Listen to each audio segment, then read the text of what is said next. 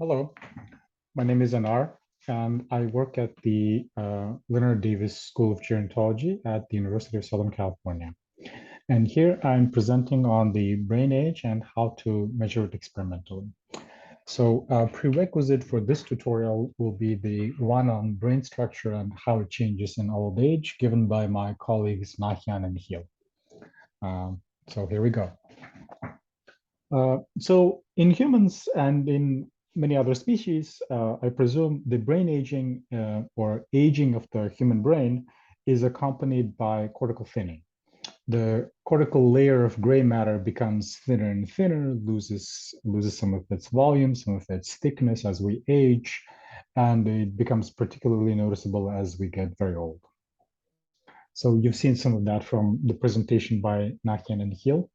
And here I'm showing just a sort of a cortical overlay figure or figure on the brain surface of the sample cortical thickness, at least the cortical thickness change as it goes on in aging humans. So a quantity like this measured on the entire cortex for the entire brain will be useful in measuring or quantifying the brain age for us. So what is brain age and how does it work? So we will show how brain age works and how it's computed on an example of cortical thickness measurement, and we'll use it as the quantity that gives us the brain age. So brain age is essentially an indication of how fast we are aging. And brain age can equal the chronological age, but in general, it's not the same as your chronological age. The chronological age being the number of years you've lived, essentially, since you were born, calendar years. Now, brain age equals, by definition, chronological age, but only if brain of the person has aged as expected for that chronological age. So how do we compute it? So it's essentially, we're trying to capture this cortical thinning process into a measure of aging sort of instead, and we call that brain age. So we try to give in the data in the blue points over here. We try to, the data is something that might be expected from a healthy or typically aging population. And from them, we try to quantify this function that is indication of exactly how you're expected to age on average in terms of your cortical thickness.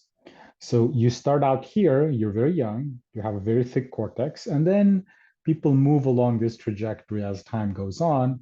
Their cortex become thinner and they themselves become chronologically older. So if you're staying on this line, it means that you're aging exactly as expected and your brain age is exactly the same as your chronological age. Now, let's take an example. Here in the black rectangle here, we have a data. This data just gives us the essentially the cortical thickness of the person. And this person's cortical thickness happens to be very low. It's a very thin cortex. And we're asked the question of, okay, so what is their expected chronological age of this person given their cortical thickness?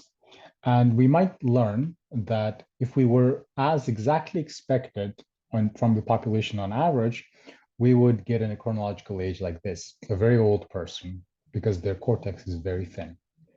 Now, what happens if we have a new data? A new data that, let's say, has both in the green triangle, both the cortical thickness value and the chronological age value. Now, from this two data points, two values, we want to decide if the person is aging as expected or not as expected, either faster or slower. So from the fact that the green triangle is not on this blue line, we can tell that they're not aging as expected. But are they aging faster or slower? So let's look at the point.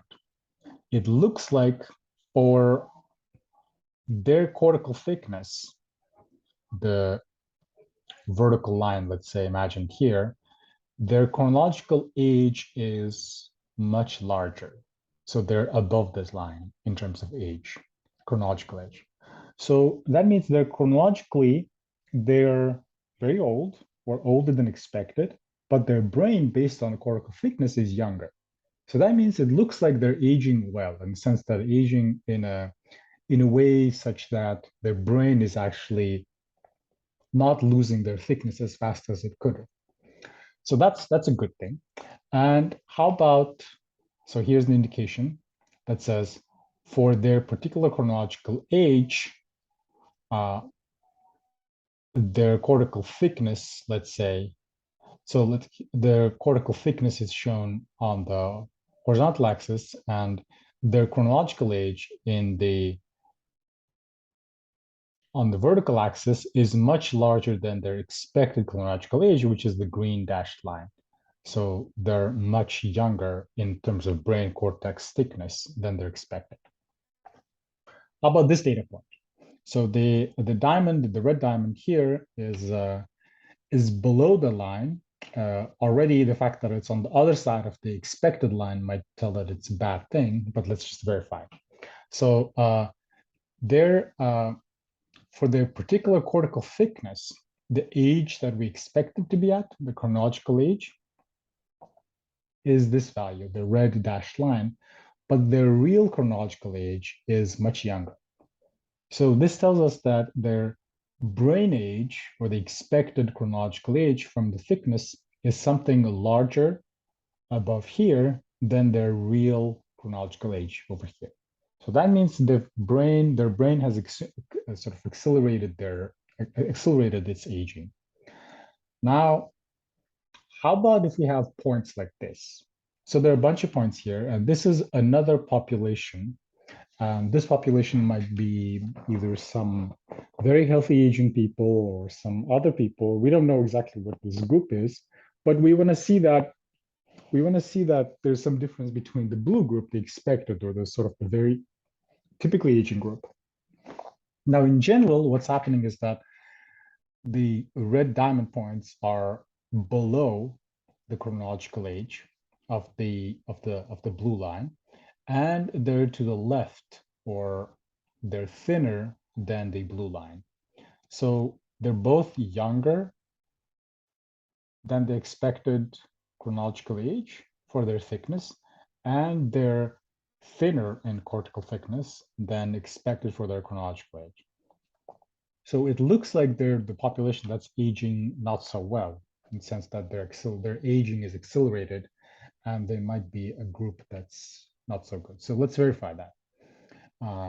For each horizontal line here, for a particular chronological age, we would expect the typically aging person to be on the blue line, which is let's say right over here, and their cortex to be this thick. But the red points are to the left, or their cortex is thinner. So their cortex has became thinner for the same chronological age. Now, also this indicates that their cortical thinning is accelerated, or same cortical thickness, let's say this particular cortical thickness is reached at a much younger chronological age, much below than the blue points, the expected or the typical points here. So the typical brains have larger chronological age for the same thickness compared to our red points. So the people in red points are younger, and they've already lost cortical thickness to the degree that people at a much older age do. So this is not a good thing. And potentially this group is maybe an Alzheimer's group. And as part of the disease process, they might be losing cortical thickness, which is a known process in humans. So that is the sort of summary of how brain age works and what it is and how it's computed. Brain age is essentially the expected chronological age for a particular cortical thickness in our case, or some other measure. So it can be a brain age computed from other quantities, like could be the cortical volume or some other quantity. But in our simplified case of one variable, we're just measuring brain age as the expected chronological age of the person given their cortical thickness. Okay, so there will be a few questions on the quiz on the topic of brain age, and we will finish here. Thank you.